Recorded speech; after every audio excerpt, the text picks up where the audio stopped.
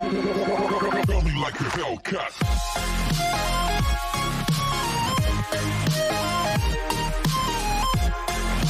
Drama की starting में scene हमें हमारी फीमेल लीड का दिखाया जाता है, जिसका नाम माओ डूजी है, जो कि मांगा ड्रॉ कर रही थी क्योंकि वो एक कॉमिक ऑथर है। लेकिन वो कहती है कि मैंने 10 सालों से मांगा ड्रॉ नहीं की है, इसलिए मुझे नहीं पता कि शुरुआत कहाँ से करनी है। तभी वो अपनी स्केचबुक बंद करती है और उसे कबर्ड में रख देती है और वहाँ से जाने लगती है। लेकिन तभी उसकी कबर्ड में से आवाज आने लगती है, जिसे देखकर वो उसके पास जाने लगती है। तभी अंदर से एक लड़का निकलता है, जो कि हमारे ड्रामे का मेन लीड है, जिसका नाम शू वेंग है। जिसे देखकर माओ चिल्लाने लगती है और कहती है, तुम कौन हो? क्या तुम कोई स्टॉकर हो या फिर चोर? और तुम मेरे घर में मेरे कपड़ों के पीछे क्यों छुप रहे थे? लेकिन शू वेंग को भी कुछ समझ नहीं आ रहा था। तभी उसे एक स्कूल बैग दिखता है, जो कि उसने एक लड़की के पास देखी थी, और एक वाटर बॉटल भी दिखती है, जिसे भी उसने उसी लड़की के पास देखा था। तभी वो माओ का चेहरा देखता है, जो कि कोई और नहीं वही लड़की थी। तभी शू वेंग कहता है, क्या यही फीमेल लीड है जो मुझे बिल्कुल भी पसंद नहीं करती और रिजेक्ट करती है, और मुझे हर बार पीटा जाता है और मेरे साथ अच्छा बिहेव भी नहीं किया जाता? ये सब इसीलिए है क्योंकि वो एक ऑथर है। तभी शू वेंग कहता है, डुओ डुओ, क्या तुम मुझे अपने स्टूपिड मांगा को समझा सकती हो, जहाँ पर मुझे हर दिन पीटा जाता है? और क्या तुम्हें लगता है कि मैं तुमसे मिलने के लिए यहाँ बाहर आना चाहूंगा? तभी माओ कहती है, लेखक मांगा, क्या मैं किसी मूवी सेट पर आ गई हूँ या फिर मैं कोई सपना देख रही हूँ? क्या मुझे बाहर जाने के लिए सुसाइड करना चाहिए? लेकिन अगर ये सब सच हुआ तो मुझे लगता है पहले मुझे इस पर ट्राई करना चाहिए। तभी वो एक कटर को लेती है और उसके हाथ पर कट मारती है, लेकिन उसका हाथ पहले की तरह हो जाता है। तभी वो उसे उठा के ले जाता है और एक सोफे पर बिठा देता है और कहता है, मुझे एक हैप्पी एंडिंग चाहिए, फिर मैं मांगा में वापस चला जाऊंगा, नहीं तो मैं वापस नहीं जाऊंगा और यहीं पर रहूंगा। तभी माओ कहती है, अच्छी कोशिश है, लेकिन मैं कोई हैप्पी एंडिंग ड्रॉ नहीं करने वाली, लेकिन अब मैं ड्रॉ करूंगी एंडिंग जहाँ पर तुम मार दिए जाओगे। तभी वो वहाँ से जाने लगती है। तभी शू वेंग कहते हैं, तुम कहाँ जा रही हो? माओ कहती है, पेंसिल खरीदने, और अपने काम से काम रखो। तभी शू वेंग कहता है, जल्दी वापस आओ और मांगा ड्रॉ करो। अब सीन माओ का दिखाया जाता है, जो कि रास्ते से जा रही थी, लेकिन कोई उसका पीछा कर रहा था, इसलिए वो चिल्लाते हुए भागने लगती है। तभी शू वेंग वहाँ आता है और उस आदमी को पंच मार देता है, लेकिन वो आदमी भाग जाता है। तभी माओ वहाँ आती है और कहती है, उसके पीछे मत भागो। तभी शू वेंग उस आदमी से कहता है, तुम भाग क्यों रहे हो? क्या तुम एक आदमी नहीं हो? और फिर माओ को कहने लगता है, और तुम एक लड़की हो, तुमने फिर भी अपनी सेफ्टी का ध्यान नहीं रखा। तुम्हारी पहली गलती ये है, तुम ऐसी जगह से जा रही थी जो कि काफी शांत है। इसकी बातें सुनकर माओ वहाँ से जाने लगती है। अब सीन शू वेंग का दिखाया जाता है, जो कहता है, क्या मैंने उसे ज्यादा डांट दिया? लेकिन अगर मुझे उससे फेवर चाहिए तो मुझे नाटक करना ही होगा। तभी माओ कहती, तुम्हें किस जगह पेन हो रहा है? शू वेंग कहता है, मुझे नहीं पता, लेकिन ऐसा लग रहा है जैसे मुझे हर जगह पेन हो रहा है।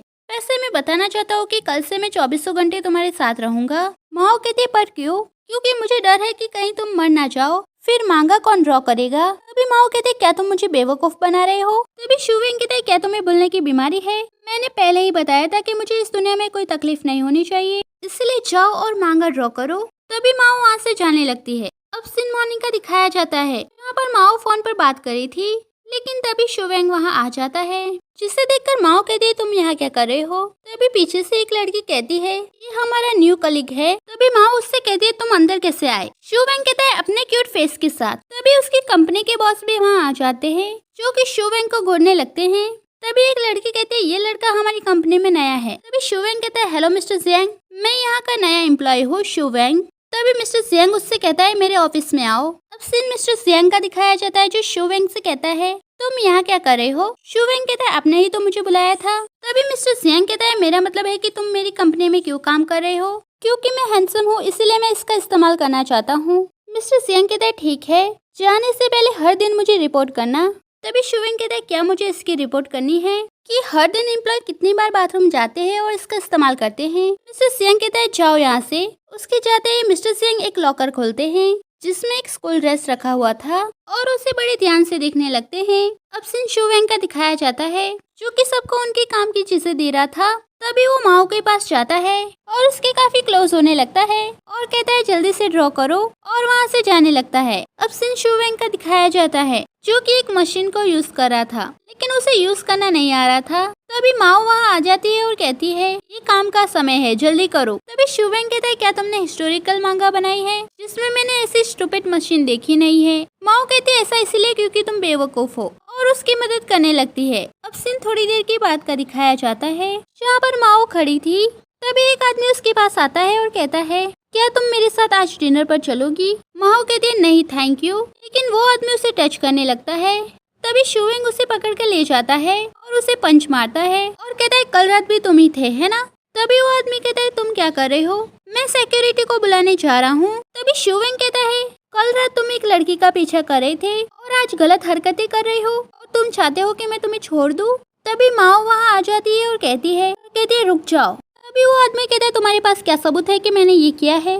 तभी शुवेंग उससे कहता है क्या तुमने अपनी कॉलर पर ध्यान नहीं दिया कि वहाँ पर कुछ गायब है। तभी वो माओ को बटन दिखाते हुए कहता है मैंने इसे रात को उठाया था जब मैं इसे पीट रहा था। तभी माओ कहती है इसे फेंक दो और वहाँ से जाने लगती है। सीन हमें शुवेंग का दिखाया जाता है जो कि गुस्से में बैठा था।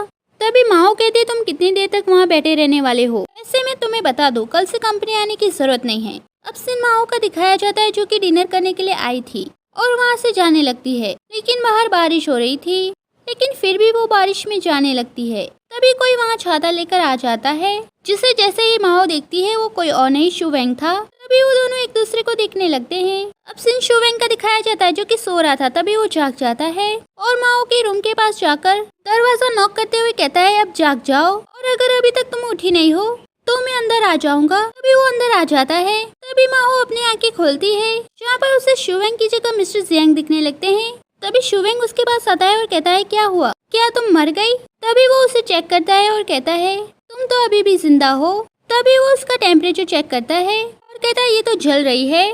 तभी वो उसके लिए पानी लाता है और उसके सिर पर बैंडेज लगा देता है और कहता है उठ जाओ और पानी पी लो। तभी माओ कहती है तुम यहाँ क्या कर रहे हो। तभी शुवेंग कहता है तुम पियो या ना पियो मुझे क्या फर्क पड़ता है, और वहाँ से जाने लगता है। तभी कोई दरवाजा नॉक करता है। तभी शुवेंग दरवाजा खोलता है। वहाँ पर एक लड़की थी। इसे देखकर वो फिर से दरवाजा बंद करने लगता है, लेकिन तभी वो लड़की उसे रोक लेती है। कहती है मैं डूसी को देखने के लिए आई हूँ, वो मेरी बचपन की फ्रेंड है। तभी माओ वहाँ आती है और कहती है तुम यहाँ आ गई। तभी उसकी फ्रेंड कहती है मुझे नहीं पता था कि तुम बीमार हो।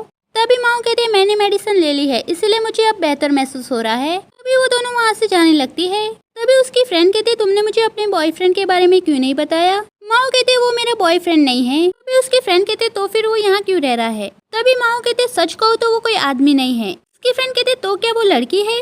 माओ कहती है मेरा मतलब है कि वो एक छोटा बच्चा है। फिर उसकी फ्रेंड कहती है मैं समझ गई, तुम दोनों रोल प्ले कर रहे हो। अब सीन शुवेंग का दिखाया जाता है जो कि बिना कपड़ों के घूम रहा था। तभी माओ की फ्रेंड वहाँ आ जाती है। बिना कपड़ों के घूमना ये कितना शर्मनाक है, लेकिन डूसी के लिए मुझे ये पता लगाना होगा कि ये उसके लायक है या नहीं। तभी वो उसे टच करने के लिए जाती है। तभी माओ उसे रोक लेती है और उसकी फ्रेंड कहती है लेकिन ऐसे चांस को नहीं खोना चाहिए, और वहाँ से जाने लगती है। तभी वो शुवेंग से कहती है बिना कपड़ों के क्यों घूम रहे हो, क्या यहाँ पे तुम्हारा एग्जीबिशन हो रहा है। शुवेंग कहता है मैं कपड़े लेना भूल गया था। तभी माओ उसे देखकर कहती है मेरी ड्राइंग स्किल्स इतने भी खराब नहीं है, और उसे देखकर मुस्कुराने लगती है। तभी शुवेंग उससे कहता है अगर तुम बीमार नहीं हो तो जाकर मांगा ड्रॉ करो। तभी माओ कहती है मैंने तुम्हारे जैसा बेवकूफ बच्चा क्यों बनाया। अब सीन माओ का दिखाया जाता है जो कि अपने काम पर आई थी।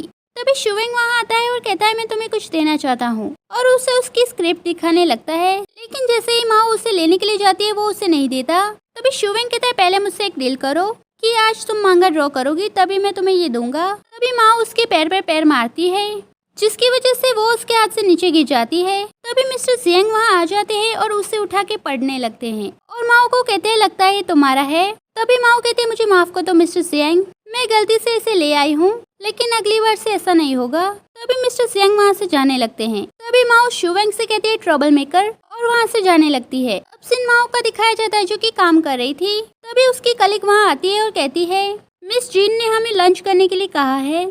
तभी माओ उनके साथ जाने लगती है। इसे देखकर शुवेंग उसे इशारा करता है।